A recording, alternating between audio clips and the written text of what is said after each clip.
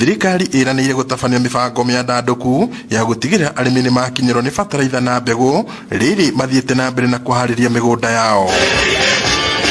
No ona gũkĩrĩ ũguo, Minister Munya augĩte mbaara ĩrĩa ĩrathiĩ na mbere mabũrũri-inĩ ma Russia na Ukraine nĩ icangĩire harĩ kwambatĩra gwa thogora wa bataraitha na indo ingĩ cia bata, ona gũtuĩka arauga thirikari ya Kenya ĩrĩ na mĩbango ya kũng'ethanĩra na thĩna ũyũ. Increased costs of transport and logistics across the world, and that should shot up the prices of fertilizer, accessibility of fertilizer, and other products.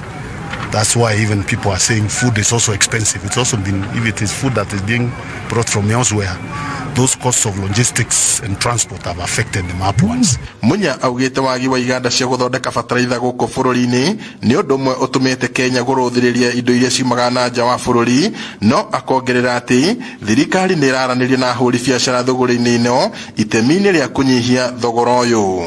There are some people who have put up their own fertilizer factories, like in Nakuru. There is actually a fertilizer factory that is in Nakuru.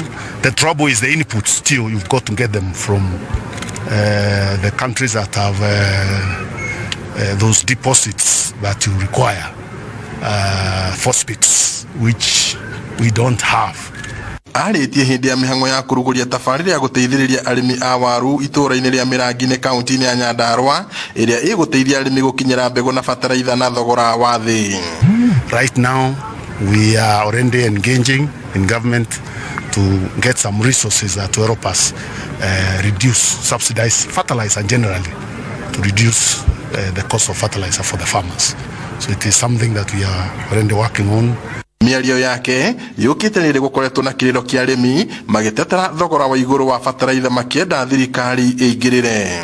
Tabarĩra ĩno ĩrabatara arĩmi arĩa meyandĩkithĩtie kwamũkĩra ũtungata ũyũ na njĩra ya thimũ, ũndũ ũrĩa ũtanyĩtwo kũnyihia mĩeke ĩrĩa maburũka moyaga kũgũrĩra arĩmi maciaro mao ma mĩgũnda na thogora wa thĩ, ũndũ ũrĩa ũgathĩrĩirio nĩ gavana wa Nyandarua Francis Kimemia. And the program involves using the e-voucher or the electronic platform to link the farmer to the agro dealer directly, so that the farmer will be able to use his mobile phone to buy the inputs he or she requires. Ya fertilizer waziri tonjonyo haja ni mukwika the nara ismone rape ya fertilizer eko hivyo na joke kaze mradi wa mothi murie tabadali bei ya fertilizer ekyota kugo hivyo twasakwe farmers kore kuruta hivyo tawo kwa Nyandarua county ati nego hota kuona fertilizer gokaga hota kurima na geto gahota gwikoria koguo ni ndenda gucokia ngatho muno ni undu wa programu iyo. Kahinda-inĩ rĩo kau, Minister Munya no acerete tabarĩra-inĩ ya kũhehia waru ĩrĩa ĩrakwo taũni-inĩ ya Olkalau, akiuga kũrĩka kwayo nĩguo gũteithia kũnyihia hathara ĩrĩa ĩtũngaga arĩmi kumanagia na gũthũka kwa maciaro mao ma mĩgũnda nĩ kwaga gwa kũigwo. Ngiribotera Inooro TV kuma kaunti-inĩ ya Nyandarua, njĩtagwo Peter Mwangi.